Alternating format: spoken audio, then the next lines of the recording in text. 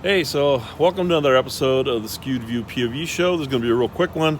Car has finally passed inspection. One of the issues with it was a leaky exhaust. Turned out to be actually a defective flex pipe from the manifold down toward between the manifold and the catalytic converter.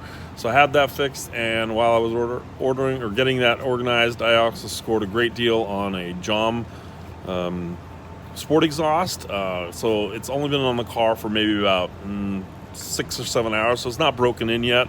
Haven't really had a chance to wind up the car and get some heat into the exhaust on a longer Autobahn run, so we're just going to quickly step out and do a check, and then I can do a comparison on the audio or what the exhaust sounds like, somewhere down the road. So let's see what we can do here on the video.